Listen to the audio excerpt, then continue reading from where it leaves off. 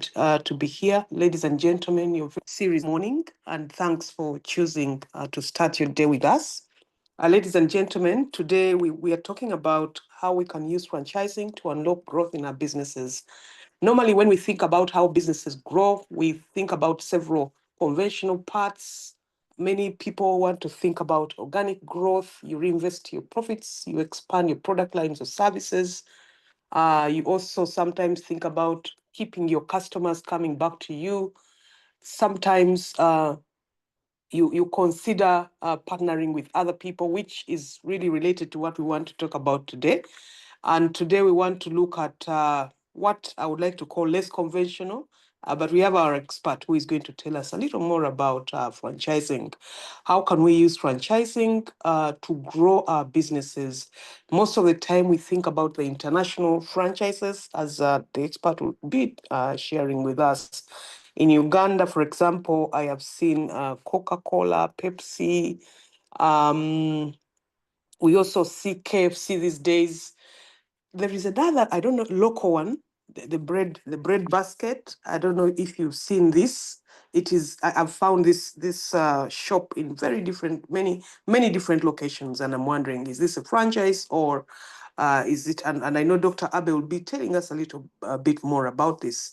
But as we'll learn about franchising, it's really not just adding locations, but it's about strategically partnering with individuals who are motivated to work with you to promote your brand so that you can succeed. And so we are excited this morning to host Dr. Abbey Mutumba, who is an expert who has researched franchising and who has practiced franchising. And so this morning, Dr. Abbey, we look forward to learning a lot from you. I encourage each one of us to listen attentively so that we engage with the ideas that Dr. Abbey will be presenting to us and think about how we can have these applied in our businesses in order to grow them.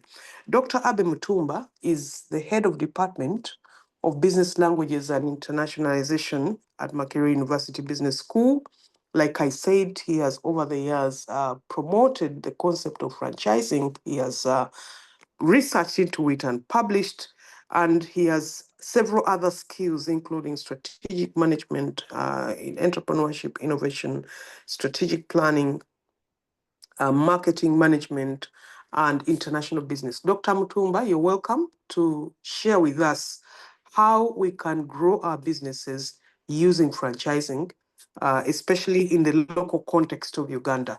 Most of what we know is international, but we want to come back here in Uganda and see how we can apply this concept. Thank you, and I would like to give you the microphone so that you can take us. You have 40 minutes, and then we shall also have a question and answer session. Thank you.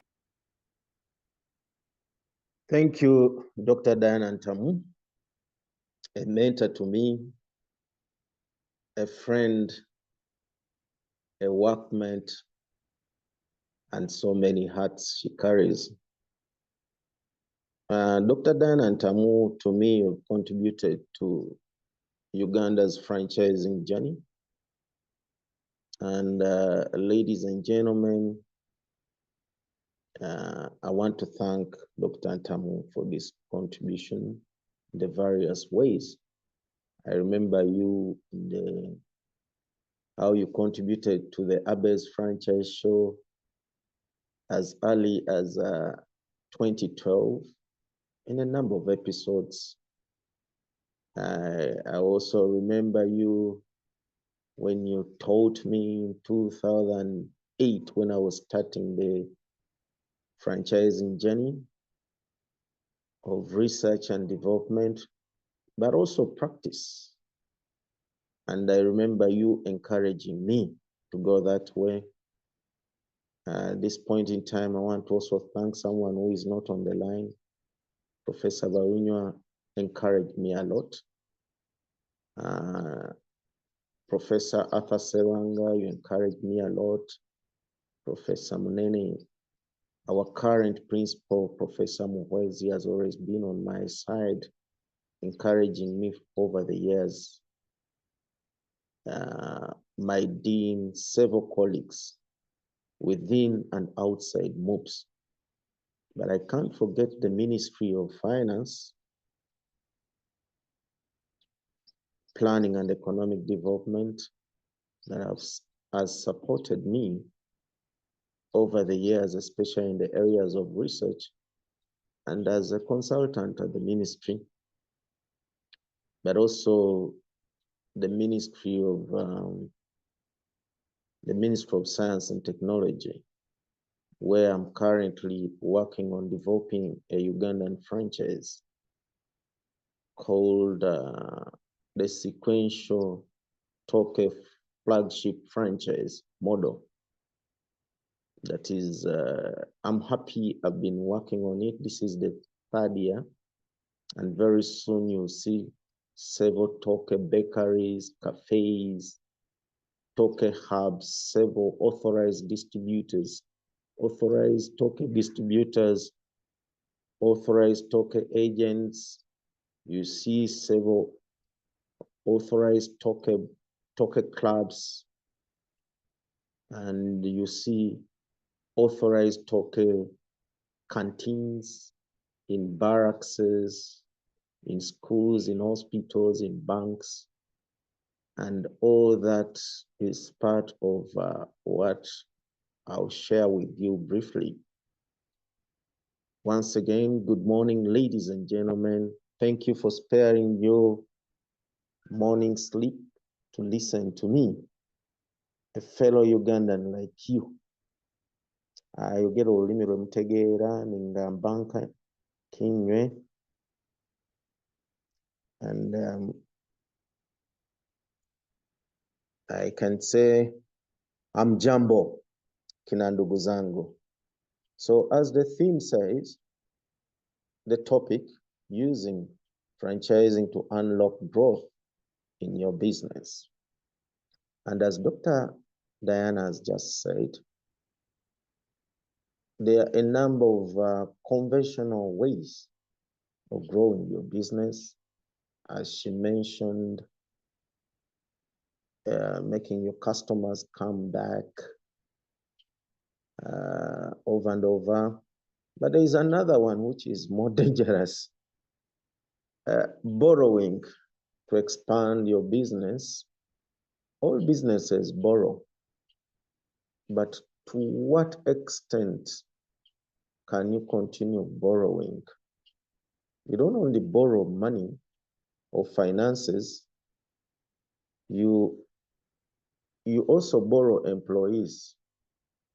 You borrow local market knowledge. You borrow connections. You borrow technology. You also borrow new models. You borrow new cultures. You borrow new strategies. But up to what extent? You borrow and borrow until you find yourself locking yourself in. And remember, as you become a better entrepreneur, you should be proactive. You should be innovative. You should be taking calculated risks. But also at the same time, you should be creating opportunities. And as you create opportunities, you're entering new territories which you might not be familiar with. In so doing, you might grow. People usually grow. Businesses usually grow to a level where they lock their growth and they collapse. In Uganda, there's a study I undertook in 2009 to 2011. Unfortunately, I did not publish it. No, it is 2000. No, it was 2007 to 2009. Yes. During my MBA. And I conducted it among over 100 potential Ugandan growth enterprises that had more than 3 branches across the country. In that study, it was revealed that businesses can continue growing without partnering with other enterprises or entrepreneurs up to a period of 10 years when they are doing it well. And they will go up to 8 branches, which are their own, without partnering with other businesses to open up branches. But the moment they reach the 9th branch, the diseconomies of scale set in. That is as early as 2009, when the study was conducted. I've not done another one. And after the 9th branch, they start locking themselves and they start collapsing at a faster speed than they grew. This is especially true when the businesses are slightly big, but even when they are small, because they start failing to manage the increasing number of employees. They start failing to consistently manage the quality that has been attracting their loyal customers and maintaining them. They start failing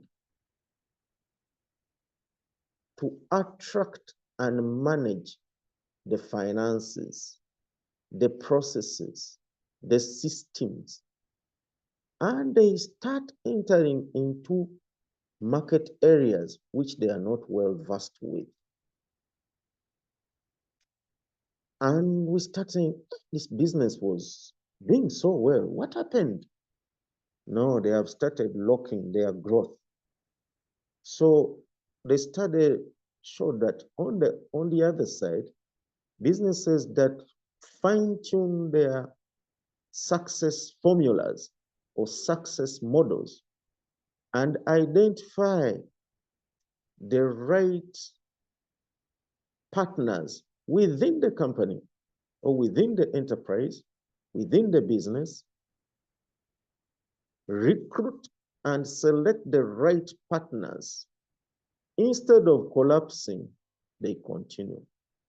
However, even when you select the wrong partner, in this case, the ones we call the franchisees, theoretically they are called franchisees, but in practice, these are the authorized, the appointed, the official agents, service centers, authorized retailers, authorized resellers, authorized distributors, authorized centers, authorized, appointed, official, etc. that we see around.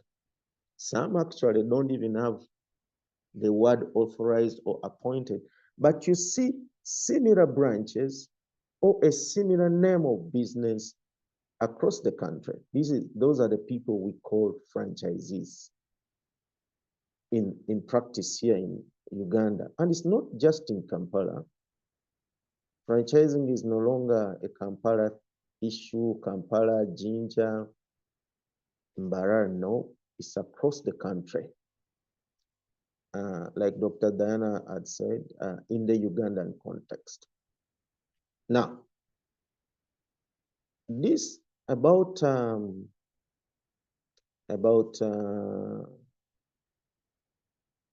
that is is that 14 years ago?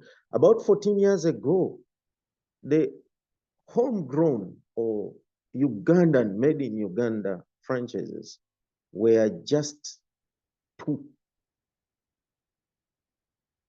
And one of them was a master franchisee of MTN. That was Simba Telecom. And the other one was Uganda Batteries. I think it was Uganda Batteries. As I speak now, we have Uganda has been blessed to grow its franchising practice of homegrown parent companies. Those are the ones we call franchises, homegrown franchises, and we can, the last time I checked, there were over 24 made in Uganda franchisers. As I speak now, when you add on the Toke flagship franchise that I'm working on, which is upcoming, then the Abrish franchise, which I'm working on, we might be, we are going to, at the end of the year or two, Uganda is likely to reach over 28 or 30 homegrown or local franchises. Now, what does that mean?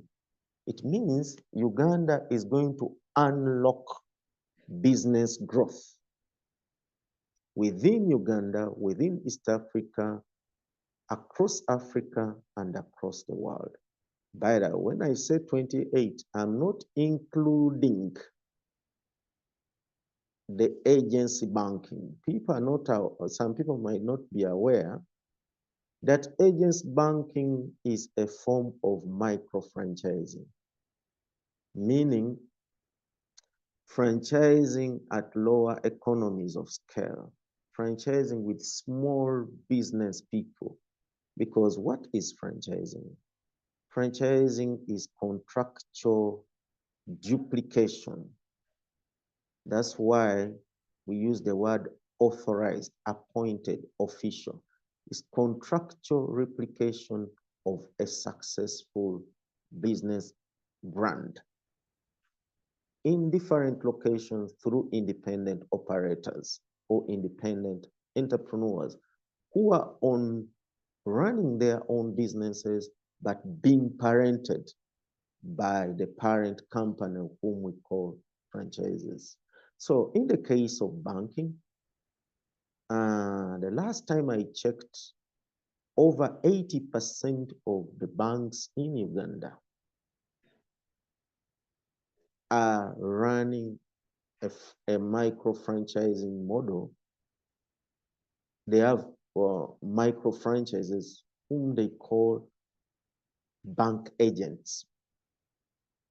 And the one I'm most familiar with, because I do a lot of work with this homegrown franchise, bank franchise, because since 2015, I've been working with Centenary Bank and under the superwoman, and I've moved across the country. Ladies and gentlemen on the call, you've seen, and some of you are, center agents. In fact, I'm also a bank account owner of Centenary Bank. But this is what I've observed. At Centenary Bank, some operations are now not only outsourced, they are not only done by the bank itself in the banking hall. No. When you go in, when you're opening an account, the nearby around the Centenary Bank branch, the nearby center agents handle around 3-4 of the banking operations. They will always send you there. In so doing, Centenary Bank has unlocked its growth. It is reaching out more customers. It's reaching out the last, they call it the last mile, because not everyone can come to a Centenary Bank banking hall. But these center agents are reaching the ladies in the market in Nansana. They are reaching the brickmaker deep in Bulindo, Chirabulindo. They are reaching this person who is coming to a hardware shop to buy one box of tiles, 2 bags of cement, would not necessarily come to the banking hall. In so doing, a made in Uganda bank like Centenary Bank, which started very small, where people were contributing 2,000 in form of some kind of a circle, especially every Sunday after prayers, so many years ago, which grew from a rural development bank, a development circle, to now one of the top 5 banks in Uganda, with more hubs or company-owned branches across the country. Those who are in franchising, we call them COCOs, company-owned, company-operated. More branches, but wherever you see a Centenary Bank branch, it's like a service center. Wherever one Centenary Bank branch is, there are over 100 center agents on average, because I've moved across the country with the Centenary Bank group management, and this is what I've seen on ground. In that area, in that radius of my, usually, let me say, what I've seen like in Mbarara, but Mbarara, there are about 2. I saw 2 Centenary Bank branches. But now you find that that bank is served by agents who are stretching up to Lyantonde, up to Bushenyi. Now, all those agents are reaching the last mile customer. In so doing, Centenary Bank is unlocking its growth in number of accounts holders, in number of customers who are using Centenary Bank branches, who are being served. It is also unlocking its growth in terms of community engaged innovations. So Centenary Bank is coming up with more innovative products day in, day out, and services. These products and services, this growth in products and services is not coming from the headquarters. It's coming from the headquarters, the management of Centenary Bank at Matpera House, but also at the branches. But more importantly, from the center agents who are within the host communities, within the local markets, who have been authorized by Centenary Bank's management, and they are saying, hey, women need a different kind of bank product. So together with those agents, you see another product coming up. And I said, no. You see, the schools need a different way of doing it. When you're in big cities like Kampala, Jinja, Mbarara, Arua, Guru, they'll tell you, you know what? I think some people are complaining about coming to the walls and delaying there. So you see some business process re-engineering and the queuing becoming more automated. So you just go in the bank hall and you get a sheet and it will tell you, you see your name being read that you're supposed to be in this line. So in short, Centenary Bank is growing faster and creating more jobs, growing the number of people who are directly and indirectly employed by Centenary Bank. And it's growing the number of opportunities for internship for students across the country. It is growing in terms of revenues. Centenary Bank is also growing in terms of tax contribution to the development of our country. And so many areas of growth. In fact, it's also growing in terms of its internationalization. The last time I checked, I learned that Centenary Bank has opened up, is it in Zambia? I think it is in Zambia. And as it goes there, over time, since it has perfected the center agent model here, although it's micro, but it might grow more commercial, bigger size. So in Zambia, the same success is likely to be replicated in Zambia. Who knows? From Zambia, Centenary Bank might extend to Zimbabwe, to South Africa, and even cross over to Brazil, which is near South Africa. And maybe tomorrow we shall find Centenary Bank branches beyond the internet banking. We shall find Centenary Bank branches and agents around the world, and everyone will say, wow, that's our made in Uganda brand. But how has it grown to that level? It's because it has used and perfected the franchise model. But Centenary Bank is just one of the many. We have another Ugandan franchise or franchisor brand. Oh, it's in Malawi. Thank you so much, Mr. Ntugwa. Malawi, not Zambia. We have another made in Uganda franchise. This brand was briefly started in Rwanda, but then it changed and turned Uganda into its home base. And that is Roofings. Roofings is using the franchise model, and it has grown in terms of its market coverage, market share, number of Roofings branches, distribution branches, and also sub-manufacturers. It has also grown in number of people who are employed by Roofings. It has grown in terms of the customers who are being served. It has grown up in terms of the product range. It has also grown up in terms of the business opportunities it's creating, in terms of the revenues it's making, the profits.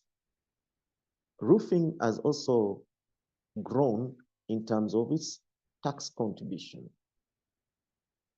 And you ask yourself, how?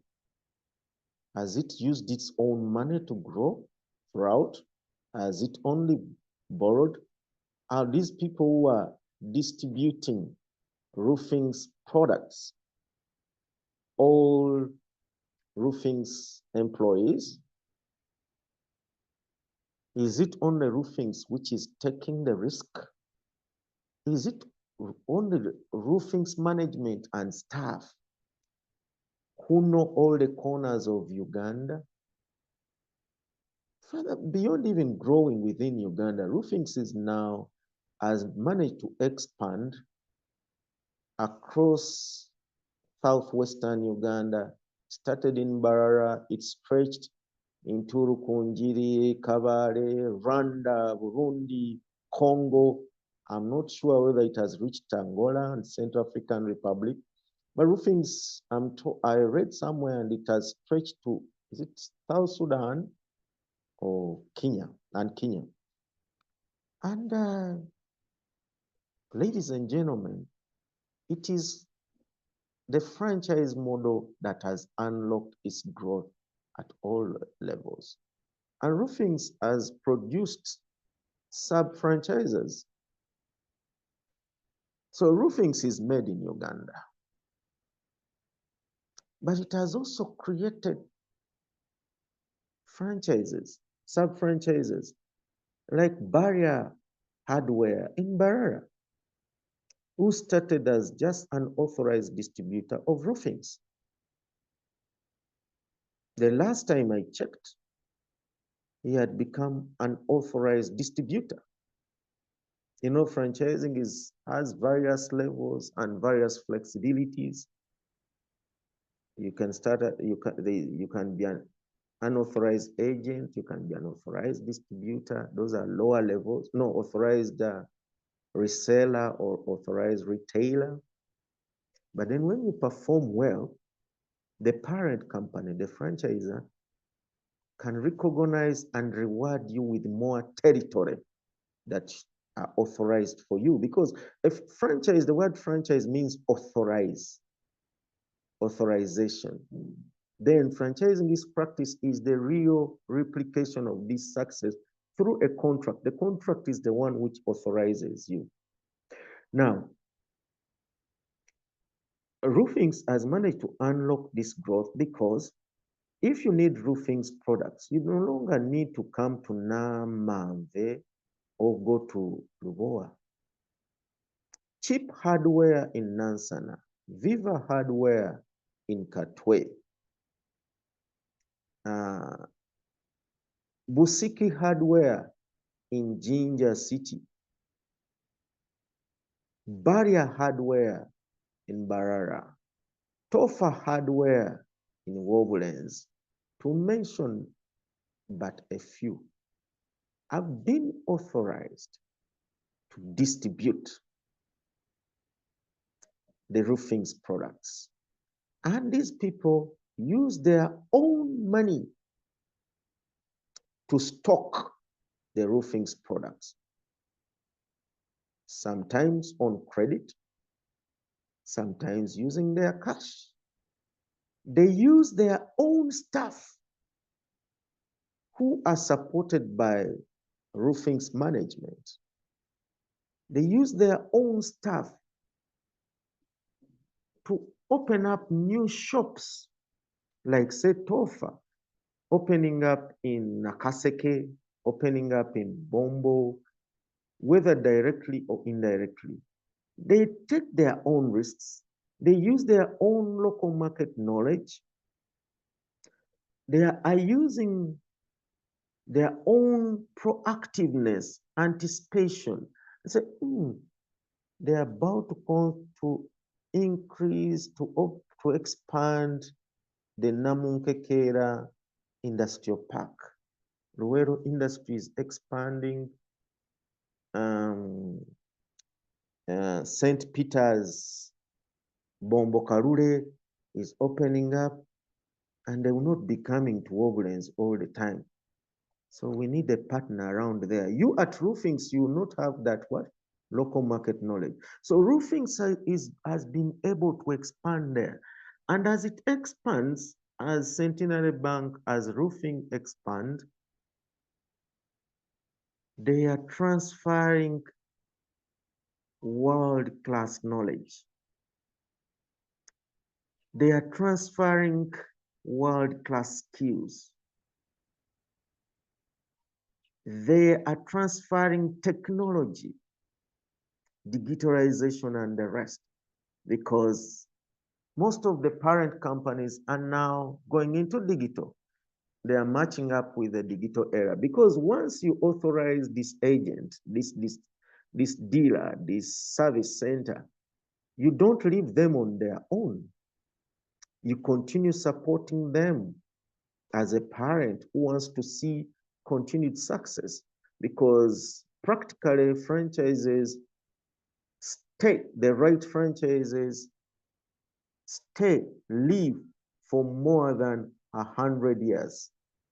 Franchises like Mercedes-Benz, Toyota, our own Uganda breweries, our own Nile breweries that are using this model in Uganda, maybe soon Centenary Bank and Roofings, are over 50 in Uganda, over 50 years. Others are over outside Uganda, over 200, 300 years. But what is happening, as they do that, they are creating more enterprises, growing more businesses, and they are not doing it alone. Because they are not doing it alone, they are sharing the risk. They are sharing the success, because franchising is a win-win strategy. The child, who is the franchisee, who is the authorized agent, the authorized distributor, the authorized service center, the authorized master agent, the authorized partner, is getting an opportunity to start their own world-class business. They are attracting more brand loyal customers, hence getting more assured business. They are growing their business as you expand. They are creating more opportunities for their employees. They are creating more opportunities for their customers who are serving. Hello, Dr. Abbey. You need to summarize now. Yes, thank you so much. Thank you so much.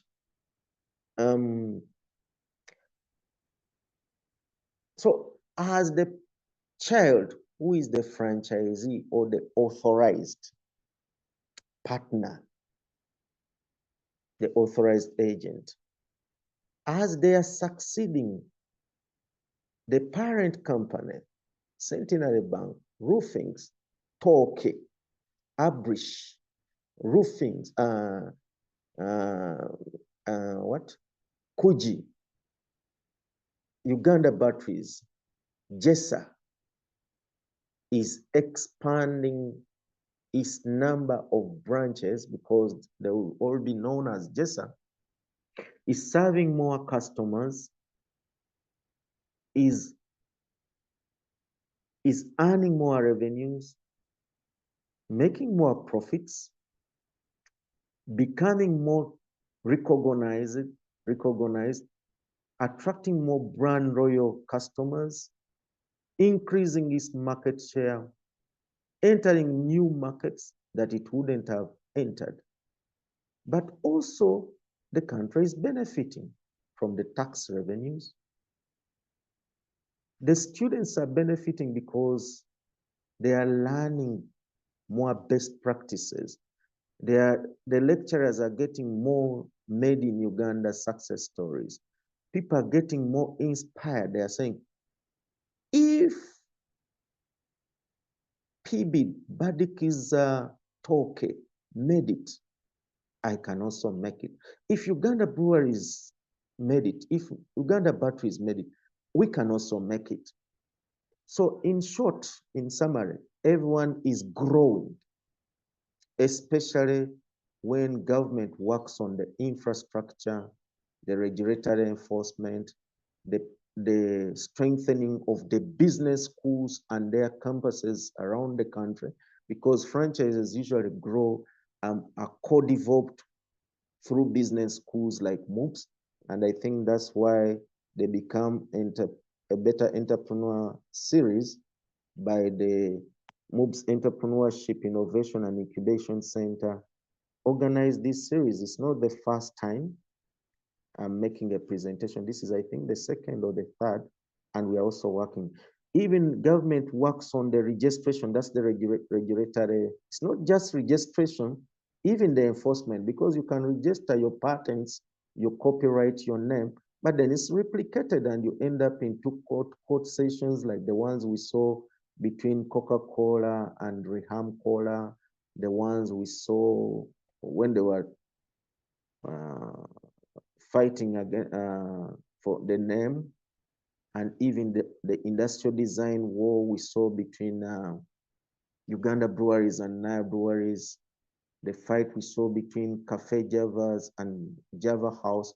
The regulatory enforcement is very important, and the government is continuously improving beyond just registration.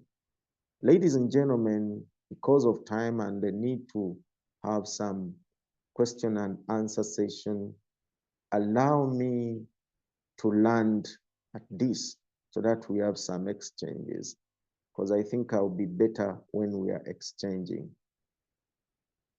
I want to thank God and the Entrepreneurship Center for this opportunity. Thank you for listening to me. Thank you very much. Thank you very much, Dr. Abbey, Dr. Abbey Mutumba. You're welcome, Mama. Yes, thank you for a great presentation you've made on how franchising can be used to unlock growth in your business. You told us about franchising, and you told us how different businesses have done this And you told us different ways in how it can be done, like through official authorized retailers, through official authorized centers, through official authorized wholesalers, and many others who are different levels of franchisees. You've also taught us some of those businesses that have been successful through the franchising model, like the Centenary Bank, like the Roofings, like the Cafe Javas, and others. We appreciate and thank you. You've also notified us of the benefits if franchising is successful. Benefits of reaching more customers, benefits of growing tax revenue, growing tax output, growing internationalization, growing number of job opportunities, number of branches, growing market share, and many other benefits. So I don't want to waste any more time here, but I would like to invite Mr. Patrick Taban to help us manage the Q&A. Patrick, please manage the Q&A. Okay, Doctor, thank you so much. Dr. Abbey Mutumba, thank you so much for that insightful presentation on using a franchise to unlock your business. Ladies and gentlemen, considering we've reached the top of the hour, I'm just going to, Doctor, I'm going to share with you a couple of questions so that we can answer them. I will delve straight to the Q&A and the chat session. Doctor, I'm going to give you 3 questions so that you can just answer them at a go. Let me start with the first one from Honorable Toy. Toy says, what kind of registration does one need to qualify for a franchise company? And do all franchised companies pay all taxes? Then the second one here is from HP. HP says, how do small scale enterprises, stroke startups, leverage the franchise model of doing a business to penetrating the market and capture more customers? Doctor, let me add you a third one. Let me share with you a third one so that we can have them answered at a go. This one here, I picked it from Angel. Angel Gabriel says, thank you, Doctor, for your insightful lecture on franchising. Centenary Bank's growth is inspiring. As a sole proprietor exploring franchising opportunities, I would appreciate your guidance on what specific clauses or provisions would you recommend including a franchise in a franchise disclosure document, which is FDD, to ensure compliance with regulatory requirements and transparency for potential franchisees. Doctor, I would request that you answer these questions. Thank you so much, Mr. Taban, our host. But before I answer, I want to, I was delighted when I checked on the chat briefly, and I saw someone who really motivated me to continue doing work on franchising. And that's none other than Mr. Rashid Chivoa, Al-Haj Rashid Chivoa, whom I met at the Ministry of East African Affairs, who is a commissioner, when he was still a commissioner there. Al-Haj Rashid, Barakallahu Fikum. Thank you for supporting people who are still starting their journey. May God bless you. Back to the questions. Someone asked, what kind of registration does one need to qualify for a franchise company? Broadly speaking, there are 2 kinds of franchise companies. There is the franchisor, who is the parent company, and the franchisee. Now, the registration slightly differs, but there are things that are common. Since it's contractual replication, contractual duplication, contractual succeeding like the parent company, on the side of the parent company, mainly, you look according to the World Intellectual Property Organization guidelines, there are 7 levels of intellectual property that you can register. One of them is the name registration, which is the easiest, the business name registration, which is the same as titles registration, which now that kind of registration applies for both the parent company and the franchisee, this authorized agent. That's why when you go to ask to be the authorized dealer for, let's say, steel and tube, they will ask you for your business registration, for your name registration, meaning it applies for both. Now, that's the lowest level of registration, and it's affordable. According to the last time I listened to the URSB. Then the other registration is what we know as the copyright registration. Remember, the franchise is a time-tested and replicable business model. It has been tested to be successful. Now, that success formula becomes your copyright. Your business success formula becomes your copyright if you document it. Because you can also document your standard operating procedure. You can document basically how you do your business. Now, you can register the copyright. You need to register your copyright. Otherwise, people will copy you without you authorizing them. So the moment you start succeeding is very important as a parent company, as a growth entrepreneur who is creating this success that people are admiring. It's very important that beyond registering the business name, you need to register your copyrights so that someone will not copy your logo, will not copy the way your staff dress, the way they serve, the way your colors are, the way your interior designs are, the way you set up. In legal terms, some people call it the trade dress, but the trade dress can include the copyright. So you need to register your copyright. Now, if you are in manufacturing, maybe you're just a cottage, you might come up with molds, designs, industrial designs. Maybe you're just making shoes, sandals, which are attracting everyone across the country, across the region. And this design is unique to you. So you can register that mold, that design. You need to register that design, that mold as your industrial design. Because these shapes of bottles, soda bottles, beer bottles, look at a Ugandan franchise we lost, which was coming from Iganga. This mineral water brand is called what? Someone can remind me. What's the name? Oh, it has run out of my head. The one which had taken over the country. What is the name of that mineral water brand? Can someone remind me? It was actually beating the ones it had found on the market because of the design of its bottle. Why is it running out of my head? Anyway, Doctor, it is called Hills, I think. Something to do with Hills.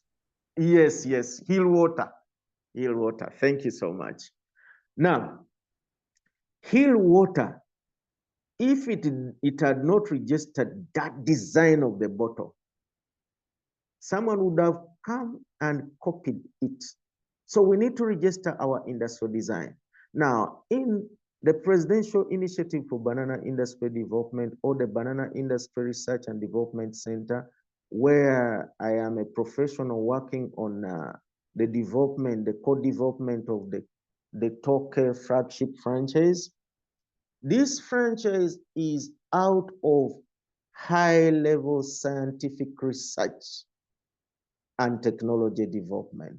So there are patents behind the Toke flour, which is the flagship for producing all those Toke biscuits, Toke crisps, Toke soups, Toke textiles, and what? These are professors, PhD holders who have done research for 10, 20 years. Now, those patents behind the Toke franchise are being registered, and any other brand, any other homegrown franchise that wants to go into franchise and is based on scientific innovations needs to register the patents. For time's sake, there are other registrations that you have to do. You have to register your trade secrets. You have to register your where, like if Malewa wanted to go that side, there are also geographical indicators.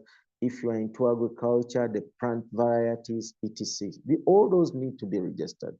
Then the second question was to go with to do with how a small business enterprise can leverage on franchising.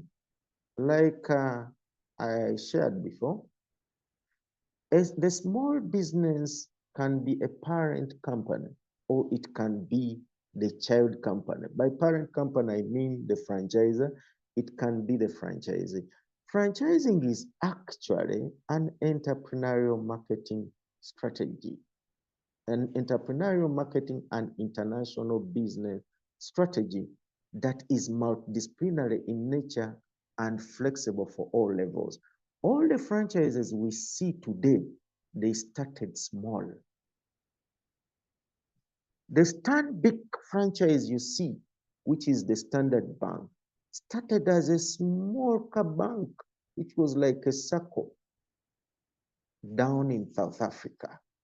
Just like the Mushangas circle in Bushenyi and Ankole sub-region is starting, very soon it will become the big brand. So similarly, Centenary Bank started small. So how can a small enterprise leverage on franchising? Number one, it should start by succeeding as a parent, growing itself into that successful brand that people admire, that customers are loyal to, that suppliers are loyal to, employees are loyal to.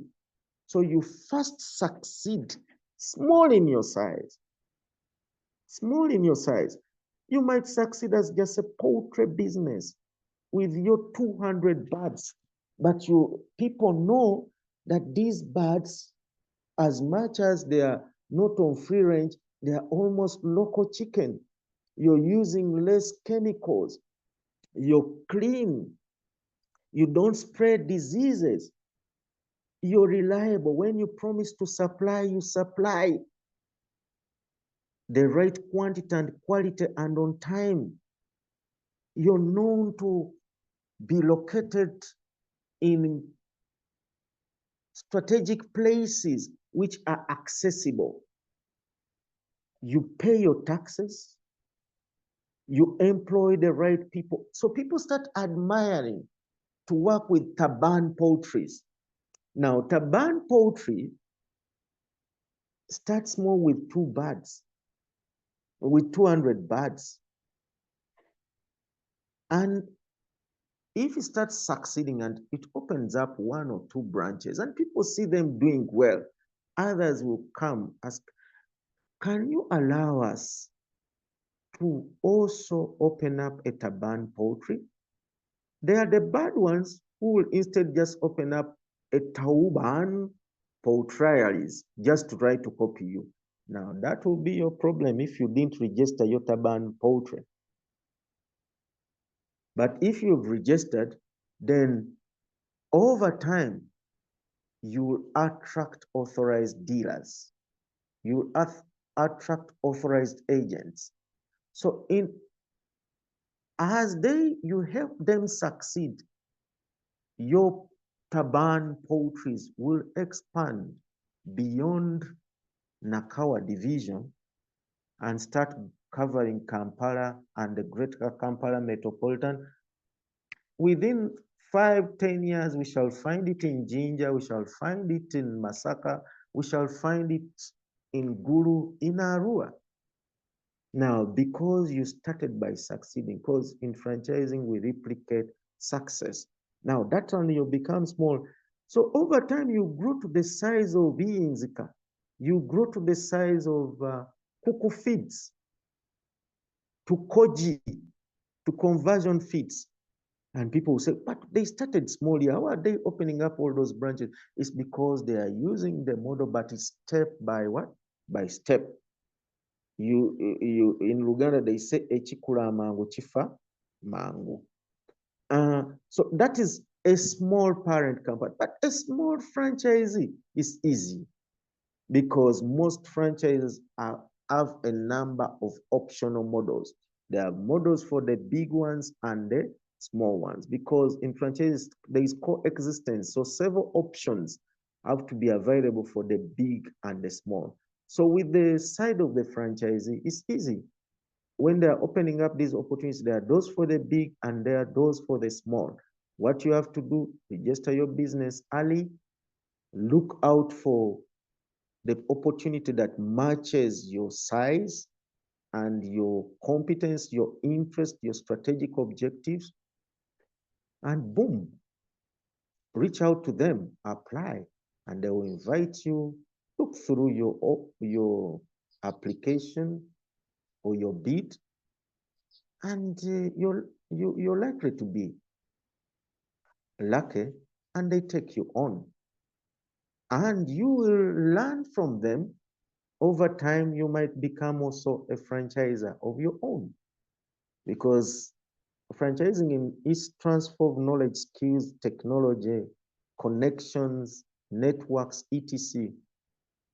People start as franchisees, then they become franchisers over time because they learn how to run standardized, uniformly branded businesses that are multidisciplinary in nature, they are sophisticated. So with time, someone who started as a franchisee becomes a franchisor. That's how Uganda now has the likes of Uganda Batteries, the likes of Crown Beverages, all those started as franchisees. Now they have grown and more are coming. For time's sake, let me stop here on the second question. The third question, hello? Can you repeat for me the third question? Mr. Taban. Yes, doctor. Let me read it. It says, this third question was from Angel. She says, thank you, doctor, for your insightful lecture on franchising. Centenary Bank's growth is inspiring. As a sole proprietor exploring franchising opportunities, I would like to appreciate your guidance on what specific clauses or provisions would you recommend, including in a franchise disclosure document, to ensure compliance with the regulatory requirements and the transparency for potential franchisees? Thank you. Thank you so much. That's a beautiful question. And Miss Angel must be someone who is well versed with franchising, because by the time she mentions a franchise disclosure document, that means she's really informed, because franchising always has a franchise disclosure document, which is shared between the franchisor and the franchisee when they have signed the contract or towards signing the contract. In that disclosure, franchise disclosure document, there is the strategic plan, the direction in which the franchisor is moving with all the opportunities they have. In there, you find there the standard operating procedure. In there, you find the franchise contract templates or the franchise contract itself. In there, you find the organizational structure. You might even find some bits of their intellectual property. Now, she asks, which clauses should be included in the franchise disclosure document? From the studies I've conducted in Uganda and from my working experience with over 7 franchises in Uganda,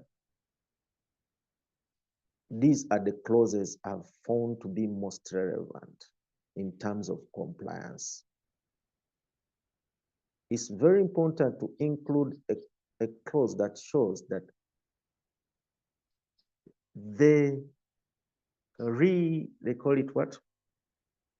The renewal of your contract will depend on at least 75% compliance with the standard operating procedures and the regulatory requirements from the authorities, plus referrals from a selection of loyal customers and suppliers. That clause is very important. I've discovered it, and it's actually the secret why some continue succeeding. Because there are many people, especially, that's why the agency theory died in, somehow is dying in the franchising practice. Because people are good before they sign the contract. Once they have signed the contract, they only change and do their own things. They say, after all, we are in a contract. After all, we went to church and got married. You know, a franchise approach is like a church marriage, where once you're in, it's difficult to get out. So usually those disclosure, and also there's also a clause where some franchises or franchise contracts in the franchise disclosure document are also putting there that having a clause on the pilot period and the full contract period in the disclosure document. They show you that we are piloting you for 5 years. Once we see we can work together properly, you're complying well with what we agreed on, then we can continue. Then the other compliance clause that they also indicate in is the mutually agreed on adaptations. Because, you know, a good franchise needs to be adapted according to the market situation, because market tastes and preferences change. A pizza in the Indian side where they eat piri piri is different from a pizza, or let's say chicken, a KFC chicken in Bombay is different from KFC chicken in Kampala. Let's say not to Kampala, in Masaka, where people are not so comfortable with piri piri. But you see, these KFC people have to agree on those adaptations to maintain the brand consistency, the quality standards with those adaptations. So that is also very important. Then the other clauses that I'm also observing is the tax compliance, the quality assurance compliances, the labor law compliances, because we have people who have lost franchises in Uganda, franchise rights. Someone lost the Miss Uganda franchise in Uganda because there were some labor law complaints against this franchise holder some time back. So the closures on who do you employ, because supposing you're employing people who are below 18, you're employing robbers, you're affecting our brand and our franchise might lose market. And then several others. Let me hope I've answered you. Over to you, host. Thank you so much, Dr. Mutumba for that very insightful and concise answering. In the interest of time, members. You're welcome, sir. Yeah, in the interest of time, we'll compile the remaining questions from Dr. Sechivu and Paul. These questions, Doctor, please allow us to share with you this later on so that you may be able to answer. Thank you. I will do that. Okay, I hand back to Dr. Edith Basalero. Thank you very much, Mr. Taban Patrick, for managing Q&A, and thank you very much again, Dr. Abbey Mutumba, for interacting further with the participants by answering their questions. Thank you very much, ladies and gentlemen. We apologize we've gone beyond the top of the hour, and I would like at this stage to end it here and invite the principal, Makerere University Business School, Professor Moses Mwezi, to give his closing remarks. Professor Moses Mwezi, please, if you are still logged on. Thank you so much, Dr. Basalirwa. I think we are out of time. We need to go and do other things and participants. But I want to appreciate you, Dr. Mutumba, for your knowledge, deep knowledge in franchising, and turning it to simple dimensions to help our stakeholders. Thank you so much, stakeholders, for being part of this, and have a blessed day. Thank you to Principal. Thank you very much, Professor Moses Mwezi, for always logging on and supporting us. And thank you for the closing remarks. Thank you again, Dr. Abbey Mutumba, for a great presentation. Thank you, ladies and gentlemen, for logging on this morning. Apologies for going beyond the time. We would like to wish you a blessed Thursday. Remember to log on again next Thursday. Bye-bye for now. Thank you so much, Doctor, for the opportunity. Thank you, Dr. Diana and the Center for the opportunity. Thank you, ladies and gentlemen, for listening to me. May we continue sharing. God bless you. Thank you, Doctor. Thank you, Dr. Mutumba. You're welcome, Mama. They don't really care what you're going through, so you gotta show them, baby. You gotta show them the real you. You gotta give them what you got. No, don't let them see what you're not, 'cause you are strong. You are wise.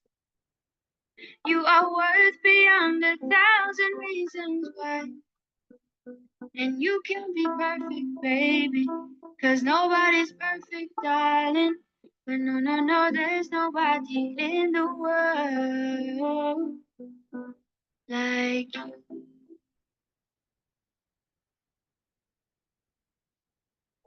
What do you do when you can't let go? What do you say when you just don't know how you feel? And you know nobody knows how you feel. 'Cause everybody's got their own damn problem. So everybody's trying to find their way. And day by day it's a struggle. In this world, you know you have more to. Just know that you're not alone. You don't always have to be strong all by yourself. I said it's okay to ask for help. Now listen. People will find you, but they don't define you. And you will find people who help redesign you.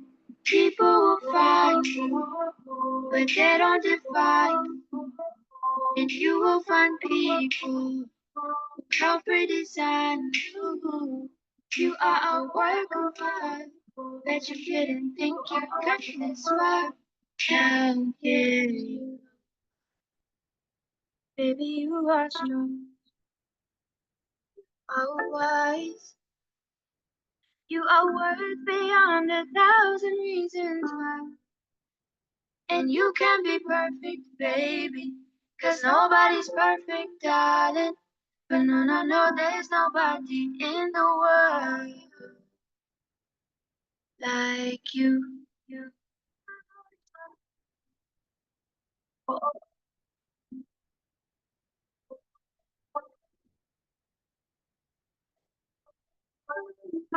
You know that you can be perfect, but nobody's perfect, darling. I love you just the way that you are. I love you just the way that you are. I love stars in the sky. Oh, when you look in my eyes. Oh, oh, oh, oh, oh.